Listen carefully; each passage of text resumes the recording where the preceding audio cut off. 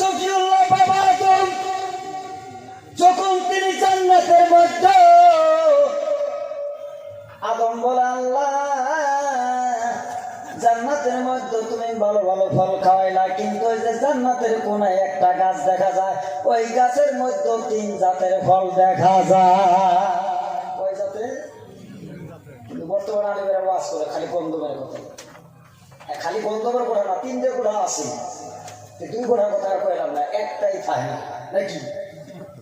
ওই যে 3টা ফল, একটার নাম গন্ধ, 2টা বললাম না। বাবা রাগ করলাম না রে আমার ভাইরা, আমার বন্ধুগণ। কোথায় আপনারা ভাবছেন বোধহয় আমি একজন চ্যাংড়া মানুষ না।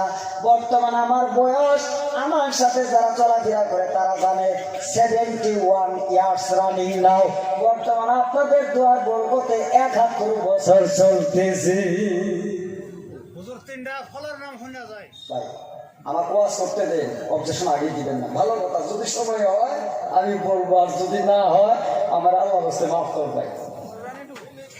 ও আমার বাবাজিরা, এখন আদম সফিউল্লাহ বলে আল্লাহ সব গাছের ফল খাইলাম, কিন্তু ওই গাছের ফল আমি খাইলাম না। আল্লাহ বলে আদম আমি আল্লাহ জানিয়ে দিলাম যে আদম কিন্তু তুমি ওই গাছের নিকটবর্তী যাও না, ওই গাছের নিকটবর্তী তুমি যাও না, যায় না। আদম বলে কেন? বলে আদম যে বড় সুন্দর করে হাউস করে মানুষ বানাইছি। ও আদম তুমি কি জানো তোমার 2টা চোখ বানাইতে 8000 বছর গেছে। জোরে কম সুবহানাল্লাহ।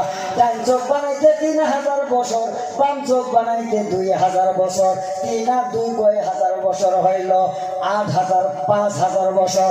আমার ভাইরা আদমের নাক বানাইতে আল্লাহর 1500 বছর গেছে। জোরে কম সুবহানাল্লাহ।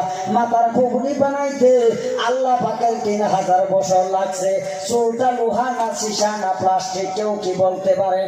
চুল 3 টাকার জন্য হারাম। পানির নিচে পুঁতে রাখবেন, 100 বছর পর ওই পানির তলে চুল পাবেন। জমিনের মধ্যে পুঁতে রাখবেন, 100 বছর পর চুলটাই চুল পাবেন, বসবেন না।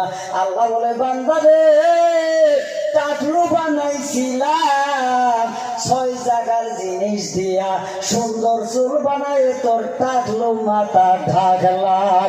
বান্দা একটা চুলের আমল করে যদি কবর আসতি, তবু অন্য নবীর উম্মতের আগে তুই জান্নাতে যাইতি। একটু জোরে বলুন না মারহাবা।